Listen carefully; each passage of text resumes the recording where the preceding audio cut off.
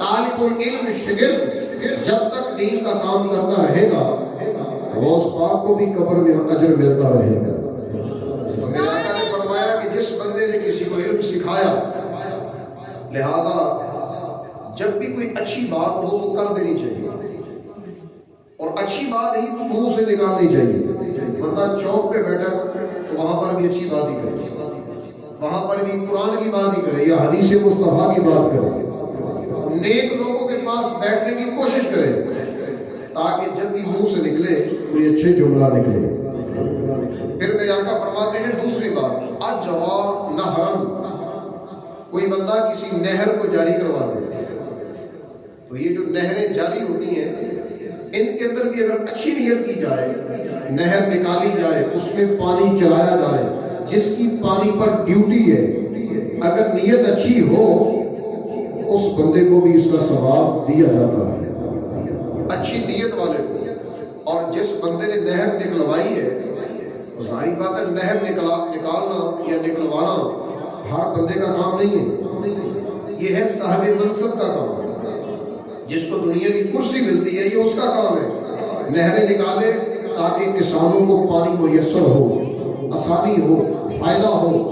اور میرے آقا فرماتے ہیں جس نے نہر کھدوائی، نہر چلائی، پانی چلانے کا حکم دیا تو دنیا سے چلا بھی گیا نا، جب تک دنیا پانی سے فیض لیتی رہے گی قبر میں اس بندے کو ثواب ملتا رہے گا۔ دو باتیں ہو گئی۔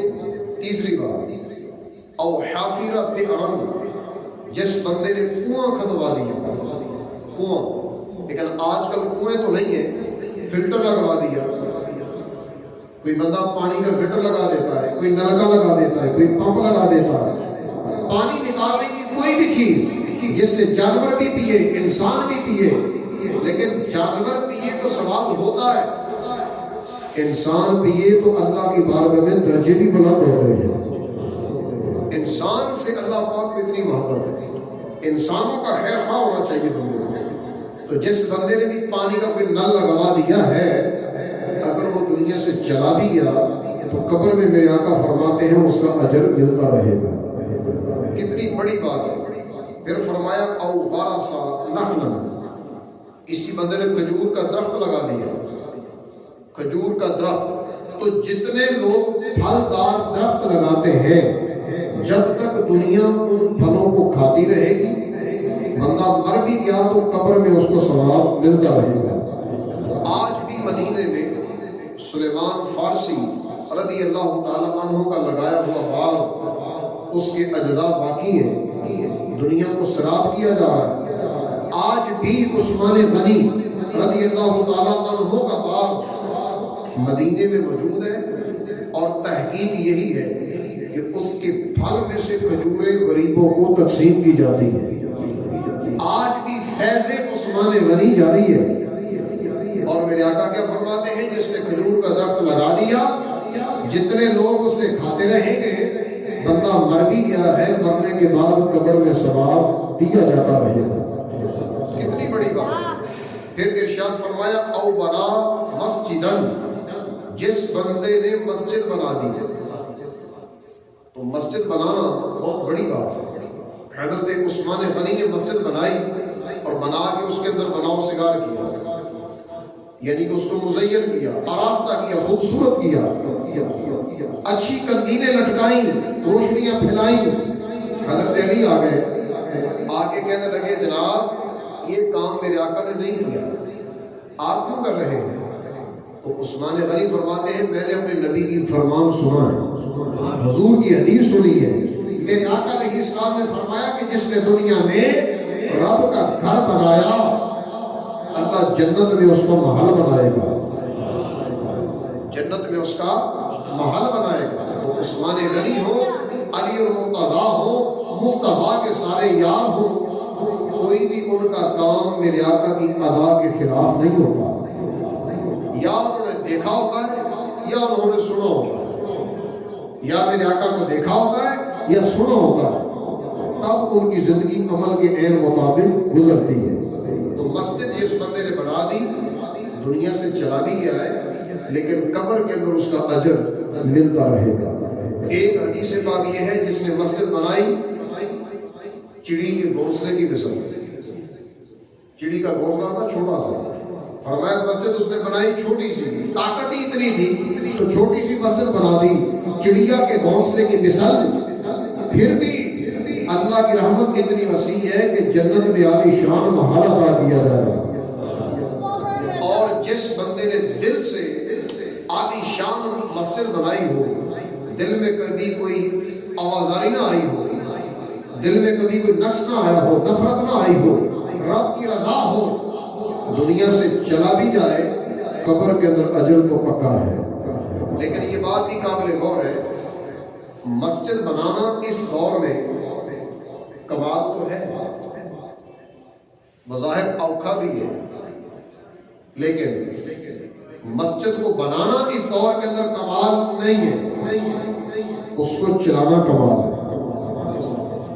اس وقت کی جو حالت ہے نا، وہ مسجد بنانا کمال نہیں، مسجدیں تو بن جاتی ہیں اور بندہ نہیں بناتا، یہ میرا رب ہی بناتا ہے.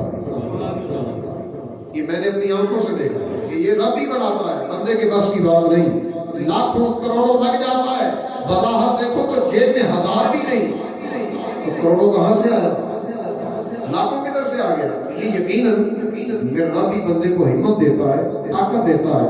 رب ہی سارے اسباب مہیا کرتا ہے، بناتا بھی وہی ہے، چلاتا بھی وہی ہے. لیکن بعض بندوں کی ذمہ داری لگائی ہوتی ہے مسجد کو لے کر چلے. جیسے دنیا میں سب سے پہلا گھر جو بنایا گیا مسجد، وہ ہے مسجد حرام. مسجد حرام، اور مسجد حرام کون سی؟ بیت اللہ، اللہ کا گھر، خانہ کعبہ. اور اس کے ذمہ دار کون ہے؟ حضرت ابراہیم. ذمہ داری حضرت ابراہیم کی، اور ان کے نائب کون؟ حضرت اسماعیل. اور کمال کی بات یہ ہے کہ بیت اللہ بنایا حضرت ابراہیم نے، ساتھ بنوایا حضرت اسماعیل نے. لیکن اللہ پاک نے ابراہیم تو کبھی کبھی آتے تھے، اسماعیل کی تو ڈیوٹی پکی لگا دی کہ رہنا بھی ادھر ہے، زندگی بھی ادھر ہی گزارنی ہے. گھر کو بنا تو دیا ہے، اس کو چلانا بھی آپ نے ہی ہے، یہ بسانا بھی آپ نے ہے، اس کو آگے لے کر چلنا بھی آپ نے ہے. ایک کمال کی ڈیوٹی ہے. تو جس بندے کو اللہ پاک مسجد کی ذمہ داری دے دے، یہ سنت انبیاء ہے. وہ بندہ کبھی کوئی اپنے دل میں عیب نہ سمجھے. آج بظاہر لگتا ہے کہ چلانا اوکھا ہے، لیکن اوکھا شوکا کوئی نہیں. بندہ اچھی نیت سے ایک قدم آگے بڑھائے، رب کی رحمت ساتھ ہوتی ہے. اور کل جب وہ قبر میں چلا جائے گا تو اس کا اجر و ثواب قبر میں بھی اس کو ملتا رہے گا. میرے آقا فرماتے ہیں جس نے مسجد بنائی، بنا کے دنیا سے چلا گیا، قبر کے اندر اس کو ثواب دیا جاتا رہے گا. پھر فرمایا ورثہ مصحفا، جس بندے نے کسی کو قرآن کا وارث بنا دیا. قرآن کا وارث، قرآن کا وارث کیا ہے؟ قرآن زبانی یاد کروا دیا. تو جب قرآن زبانی یاد ہو گیا، گویا کہ قرآن کا وہ بندہ وارث بن گیا. تو یہ یاد کروانے والا دنیا سے اگر چلا بھی گیا ہے، وارث بنانے والا اگر دنیا سے چلا بھی گیا ہے، تو قبر کے اندر اس کو ثواب ملتا رہے گا. 6 باتیں ہو گئی. 7ویں بات فرمایا تارا کا ولدن، ایسی اولاد چھوڑ کے جاؤ، ایسی اولاد چھوڑ کے جاؤ، یستغفر لہ بعد موتہ، جو تیرے مرنے کے بعد تیرے حق میں بخشش کی دعا کرتی رہے. ایسی اولاد چھوڑ کے جاؤ کہ مرنے کے بعد بھی بخشش کی دعا کرتی رہے. 7 باتیں ایسی ہیں میرے آقا نے فرمایا کہ مرنے کے بعد بھی قبر میں اجر و ثواب دیا جاتا رہے گا. آخری بات کے اوپر ذرا تھوڑا نظر کی جائے. آج کل ہماری اولاد اور ہمارا ذہن تعجب والا ہے. اولاد بھی تعجب والی، ہمارا ذہن بھی بڑا تعجب والا. ذہن کیا ہے؟ میرا بچہ انگلش پڑھے. ذہن کیا ہے؟ میرا بچہ حساب پڑھے. ذہن یہ ہے میرا بچہ کوئی صاحب منصب ہو. ذہن یہ ہے کہ کوئی اچھا پیسہ کمانے والا ہو. دنیا داری میں دنیا کا علم سیکھنا منع نہیں، کاروبار کرنا منع نہیں، جائز حلال رزق کمانا منع نہیں، کیونکہ اس کے بغیر دنیا داری بہت مشکل ہے۔ لیکن یہ کہاں کا فیصلہ ہے کہ دنیا داری کے پیچھے اپنے بچے کو دین نہ سکھایا جائے، دین نہ پڑھایا جائے، بچے کو اوپر سے دے کے قرآن پڑھنا نہ آئے۔ اگر قرآن پڑھنا آتا ہے تو سمجھنا نہ آئے۔ صحابہ کرام کی عادت مبارکہ ہے، اپنے بچوں کو قرآن سکھایا کرتے تھے، سمجھایا کرتے تھے۔ آج ہمارے اندر کتنے لوگ ایسے ہیں کہ جن کا یہ ذہن ہے کہ میرے بچے کو قرآن اوپر سے دے کے سمجھنا آنا چاہیے، سمجھ آنی چاہیے، سمجھ، لفظوں کی سمجھ، خالی پڑھنے کی نہیں، سمجھنے کی بات کر رہا ہوں کہ میرا بچہ خود قرآن پڑھ سکے۔ اگر دنیا سے چلے بھی گئے نا تو اس طرح کی سمجھ والا بچہ مرنے کے بعد بندے کے لیے بخشش کا ذریعہ بن جائے گا۔ آج کتنے خوش نصیب ہیں وہ ماں باپ جن کے بچے عالم ہیں، جن کے بچے حافظ قرآن ہیں، جن کے بچے باعمل ہیں، خالی حافظ نہیں صاحب، باعمل، ڈیلی کوئی نہ کوئی سپارہ پڑھتے ہیں۔ اور جو امام مسجد ہے وہ تو ڈیلی قرآن پڑھتا ہے۔ اور کتنا خوش نصیب ہے وہ باپ، کتنی خوش نصیب ہے وہ ماں جس نے اپنا بچہ چھوڑا دنیا میں وہ مصلی امامت کرے، وہ 5 وقت دعا تو کرے گا نہیں ہے، رب اغفر لی ولوالدی وللمؤمنین یوم یقوم الحساب، کرے گا دعا کہ نہیں کرے گا؟ دیکھیں سارے بندے بیٹھے ہوتے ہیں اتحیات میں، امام بھی بیٹھا ہوتا ہے، لیکن امام کا پڑھنا اور ہے، نمازیوں کا پڑھنا اور ہے۔ ہر ایک بندے کا انداز اور ہے، ہر ایک بندے کی سمجھ اور ہے۔ کئیوں کو اتحیات سمجھ آتی ہے، کئیوں کو نہیں آتی، پڑھتے ہیں اور پڑھنی بھی ہے، لیکن اگر سمجھ کر پڑھی جائے اس کا مقام ہی کچھ اعلیٰ ہے۔ اب دیکھیں سمجھ کے پڑھا، اتحیات کے بعد دعا پڑھی اور دعا کے اندر یوں کہا رب اغفر لی ولوالدی، اے اللہ میری بھی بخشش کر دے، میرے ماں باپ کی بھی بخشش کر دے۔ تو اگر ماں یا باپ قبر میں لیٹ بھی چکے ہیں، صاحب قبر بھی بن چکے ہیں، تو کیا اللہ پاک ان کی بخشش نہیں کرے گا؟ کیونکہ بچہ اللہ کی بارگاہ میں بیٹھا ہے، اتحیات کی شکل میں بیٹھا ہے اور بیٹھ کے رب کی بارگاہ میں التجا کر رہا ہے، یا اللہ میرا باپ جو دنیا سے چلا گیا اس کے حق میں میں تیری بارگاہ میں عرض گزار ہوں، میری ماں کو بھی معاف کر دے، میرے باپ کو بھی معاف کر دے۔ تو میرے آقا نے فرمایا کہ اپنی اولاد کو ایسا بنا جاؤ کہ مرنے کے بعد کوئی تمہارے لیے ہاتھ اٹھانے والا ہو، مرنے کے بعد کوئی ہاتھ اٹھانے والا ہو۔ دنیا میں بندہ ایسا بن جائے، یہ 7 عمل ہی ایسے ہیں اتنے سونے کہ بندہ عمل ایسے کر جائے کہ مرنے کے بعد دنیا تعریف کرتی رہے، کوئی عیب نہ تلاش کرے، یہ نہ کہے مر گیا ہے اچھا ہو گیا۔ جیسا کہ بخاری شریف کی حدیث ہے، ایک جنازہ جا رہا تھا تو لوگوں نے کہا یہ بہت اچھا ہے، اس نے یہ بھی نیک عمل کیا، یہ بھی کیا، یہ بھی کیا۔ نبی پاک علیہ السلام نے فرمایا واجبت، اس بندے کے لیے واجب ہو گئی۔ پھر ایک اور جنازہ اسی وقت، لوگوں نے کہا یہ بہت برا ہے، بہت کمینہ آدمی تھا، یہ صحیح نہیں ہے۔ نبی پاک نے فرمایا واجبت۔ حضرت عمر کہتے ہیں میں قریب کھڑا تھا، پوچھا حضور بتائیے ما واجبت، کیا چیز واجب ہو گئی؟ ایک اچھا تھا آپ نے فرمایا واجبت، ایک برا تھا آپ نے فرمایا واجبت، تو کیا چیز واجب ہوئی؟ نبی پاک علیہ السلام نے فرمایا کہ جس کے حق میں تم نے گواہی دی کہ وہ نیک ہے، اللہ پاک نے اس کے حق میں جنت کو واجب کر دیا ہے، اور جس کے حق میں تم نے گواہی دی کہ بندہ برا ہے، اللہ پاک نے اس کے حق میں جہنم کو واجب کر دیا۔ کیوں؟ اس لیے کہ تم سب زمین پر اللہ کے گواہ ہو، زمین پر تم سب اللہ کے گواہ ہو۔ یہ دنیا والے جو باتیں کرتے ہیں ایویں نہیں کرتے، کوئی کسی کو غلط ایویں نہیں کہتا، کوئی کسی کو برے الفاظ سے ایویں نہیں کہتا، کوئی نہ کوئی عمل میں خرابی ہوتی ہے۔ جیسے دیکھیں کوئی اس طرح کا بندہ قریب سے گزر جائے تو ہمارے بچے بھی کہتے ہیں وہ جا رہا ہے نا، ایسے کوئی اس طرح کا بندہ گزر جائے تو بچے بھی کہتے ہیں وہ جا رہا ہے۔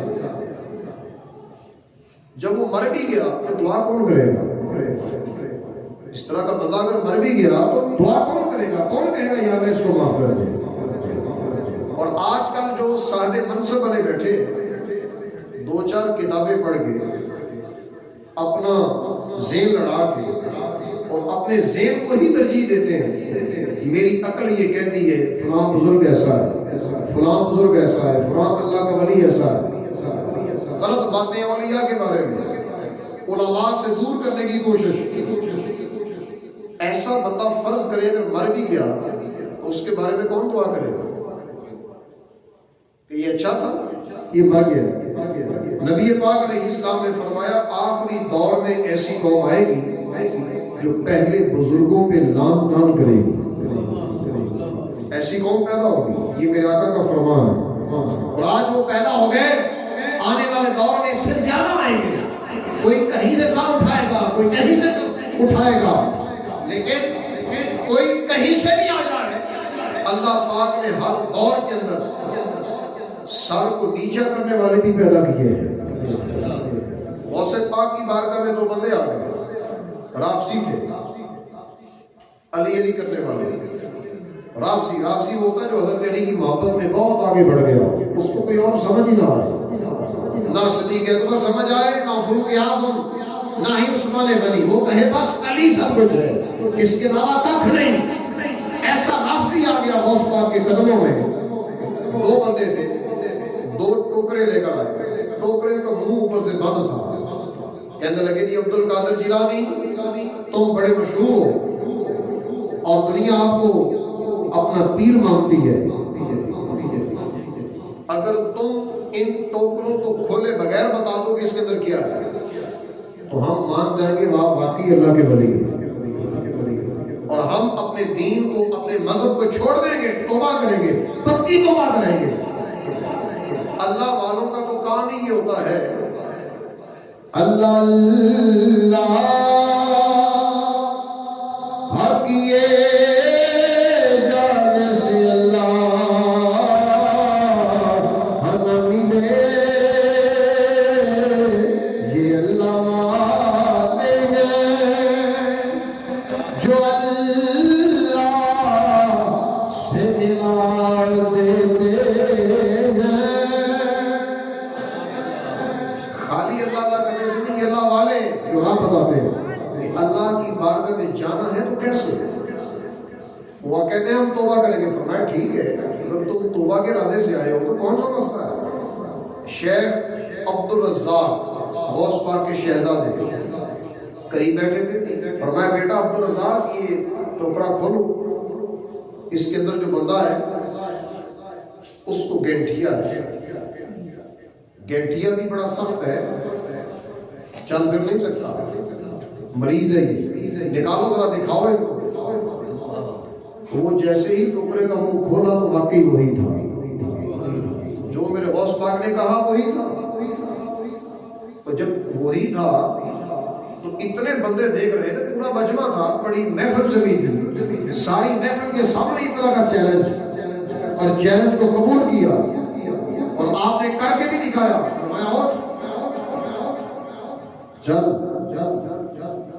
وہ گینٹھیے کے مرض والا بالکل صحیح ہو گیا، اسی وقت جسم بالکل تر و تازہ صحیح ہو گیا، اٹھ کر چلنے لگا۔ نگاہ ولی نے متاثر دیکھی، بدلتی ہزاروں کی تقدیر دیکھی۔ ایسی تقدیر تعالی سے شفا طلب کر کے دی. آپ سوچیں گے کہ غوث پاک نے کہا اٹھ چل تو وہ صحیح ہو گیا. یہ کیسے ہے؟ یہی تو تعجب کی بات ہے. یہ جو آپ گولی کھاتے ہیں، گولی ٹیبلٹ، سر درد ہوتا ہے، سر درد، سر اوپر ہوتا ہے، پیٹ نیچے ہوتا ہے، بندہ کھاتا ہے منہ سے، تو گولی کہاں جاتی ہے؟ پیٹ میں بھی یا سر میں؟ پیٹ میں. قانون یہی ہے، بظاہر لگتا بھی یہی ہے، حقیقت بھی یہی ہے. گولی کہاں جاتی ہے؟ پیٹ میں. آدھے گھنٹے بعد، 15 منٹ بعد، سینکڑوں بعد صحیح ہو جاتا ہے. وہ گولی کا اثر سر میں کیسے آ گیا؟ اتنی جلدی اس نے فوراً اثر کیسے کیا؟ بعض ٹیبلٹ ایسی ہے کہ ان کا اثر اس سے بھی زیادہ ہے. جیسے بلڈ پریشر، کسی بندے کا ہائی ہو جائے یا کوئی مسئلہ بن جائے، اس کی زبان کے نیچے گولی رکھی جاتی، فوراً سینکڑوں میں، منٹوں میں بندے کو صحیح کر دیتی ہے. اگر ایک گولی کے اوپر تیرا اتنا یقین ہے تو پھر سوچ اللہ والے کی زبان میں کتنی تاثیر ہوگی. اللہ والے کی زبان میں رب نے کتنی تاثیر رکھی ہے. یہ گولیوں کا تو کیمیکل ہے، اپنے ہاتھ سے تیار کیا ہوا، لیکن شفا یہاں بھی اللہ ہی دیتا ہے. مسبب الاسباب بھی وہی ہے، سبب اختیار کرنے کی طاقت بھی وہ دیتا ہے، شفا بھی وہی دیتا ہے. اور جو اللہ والے ہوتے ہیں ان کے در پر تو ہوتی شفا ہے. یہ ابھی سوچتے ہیں اللہ ایسا کر دیتا ہے. اس لیے میرے آقا کیا فرماتے ہیں؟ فرمایا اتقوا فراست المؤمن انه ينظر بنور اللہ.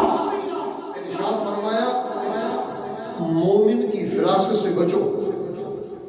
مومن کی فراست مانا دور اندیشی، نظر، کسی اللہ والے کی نظر سے بچو، ڈرو، ایویں باتیں نہ کیا کرو. کیوں؟ وہ اللہ کے نور سے دیکھتا ہے. اللہ کے نور سے دیکھتا ہے. بظاہر چیزیں جو ہمیں نظر نہیں آتی، اللہ والا اس کو دیکھتا ہے. فرمایا اٹھ چل وہ صحیح ہو گیا.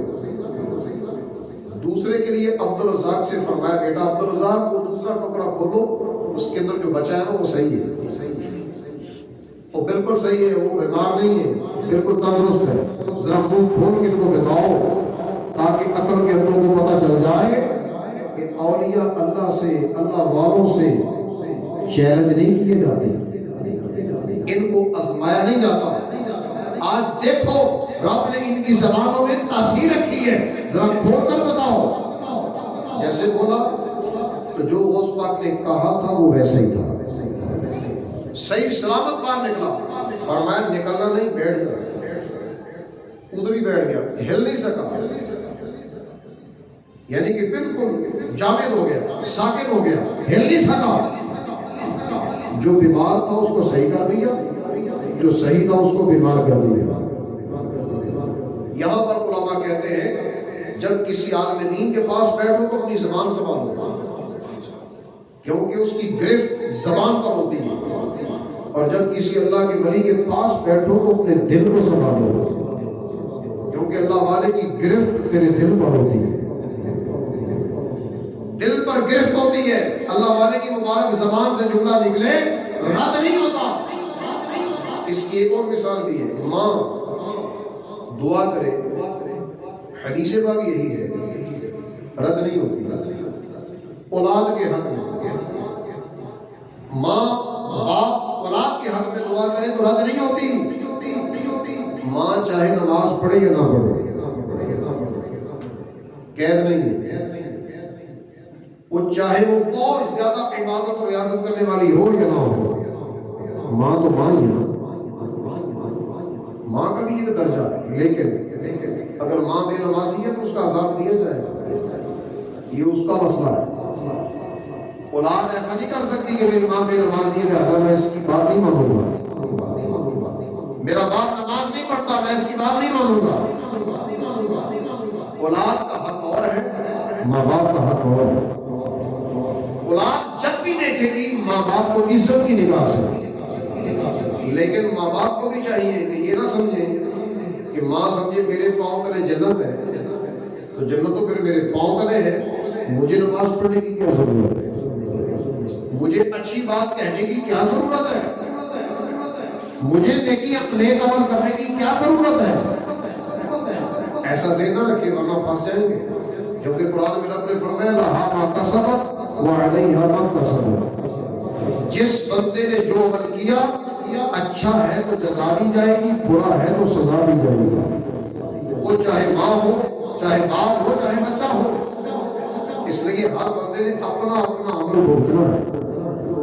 تو یہاں غوث پاک رضی اللہ تعالیٰ عنہ نے جب دو عمل کر دیے، دونوں سامنے دنیا دیکھ رہی ہے، اسی مجلس میں یہ عمل دے کر دو بندوں کا انتقال ہو گیا، دو بندوں کا انتقال ہو گیا۔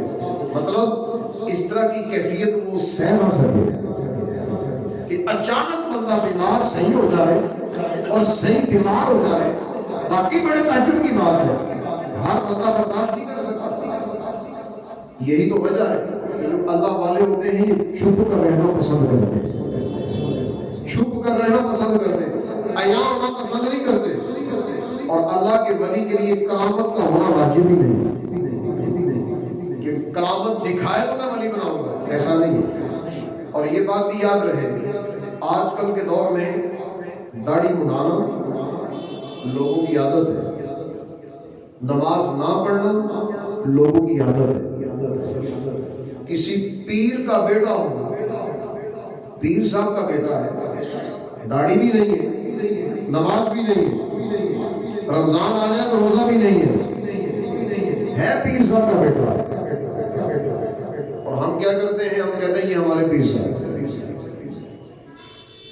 کیسی مت مر گئی اس قوم کی کہ پیر کا بیٹا ہونا کوئی بخشش کی سند نہیں ہے۔ پیر کا بیٹا ہونا اچھی بات ہے، عالم دین کا بیٹا ہونا اچھی بات ہے، لیکن اس کی وجہ سے اللہ پاک بخش دے گی، یہ بخشا ہوا ہے، اس کو عمل کرنے کی ضرورت نہیں، ایسا نہیں ہے۔ اندھی تقلید نہیں ہونی چاہیے۔ اور کسی سیانے نے کہا تھا پانی پیو توڑ کے پیر بھرو جوڑ کے، پانی پیو توڑ کے پیر بھرو چھوڑ کے۔ پیر کیسا؟ جس کی ایک ایک ادا میرے آقا کی سنت کے مطابق ہے۔ علماء نے لکھا ہے پرکھنا ہے تو پرکھو، ہوا میں اڑتا نظر آئے، آگ کھاتا نظر آئے، پانی پہ چلتا نظر آئے، تینوں کام پڑے جی، سمجھ میں آنے والے نہیں، بندہ ہوا میں اڑے، بڑی بات ہے، بڑا انوکھا کام ہے، ہوا میں اڑ رہا ہے۔ آگ کو کھانا بڑی بات ہے، بڑا شوق تھا، یہ بڑی انوکھی بات ہے۔ پانی پہ چلنا کوئی آسان کام نہیں ہے، فرمایا یہ سارے کر کے دکھا رہا ہے، لیکن میرے آقا کی سنت کے خلاف ہے تو وہ پیر نہیں ہے۔ ہم اس کو پیر نہیں مانتے، اللہ کا ولی نہیں مانتے، ہم تو ولی کو اس کو مانتے ہیں جس کی ایک ایک ادا سنت مصطفیٰ ہو، جس کی ایک ایک ادا، کیونکہ ہمارے اولیاء نے ہمیں اس طرح کی بے وقوفی والی حرکت نہیں دی، قرآن و سنت دی ہے۔ غوث اعظم شیخ عبد القادر جیلانی، آپ کا خود عمل مبارک یہ ہے، آپ فرماتے ہیں کہ مجھے درس و تدریس سب سے زیادہ محبوب ہے۔ درس مطلب قرآن بیان کرنا، تدریس مطلب مدرسے میں بیٹھ کر اپنے طلبہ کو سمجھانا، قرآن کے علوم سکھانا، یہ میری عادت ہے، یہ مجھے پسند ہے۔ تو جو غوث پاک کی پسند ہے، 11ویں بنانے والے کی بھی وہی پسند ہونی چاہیے۔ ایسا نہ ہو لال یہاں پہ وہ ڈورا باندھ لیتے ہیں، گلے کے اندر لال ڈوری ہوتی ہے، گھروں میں لال دوپٹے لٹکائے ہوتے ہیں، یہ کیا ہے؟ پیر صاحب سے نسبت ہے۔ 2-4 انگوٹھیاں پہنی ہوتی ہیں، چھلے پہننا عادت ہوتی ہے، کڑے پہنے جاتے ہیں، کانوں میں بالیاں لٹکائی جاتی ہیں، پوچھا جائے یہ کیا ہے؟ کہتے ہیں پیر صاحب کی نسبت ہے۔ جو بندہ نبی پاک کی سنت کا دشمن ہو وہ ہمارا کچھ نہیں لگتا۔ جیسے کسی شاعر نے کہا ہے جو تمہارا نہیں اس کو ہم نے، جو تمہارا نہیں اس کو ہم نے اپنے دل سے نکال رکھا ہے۔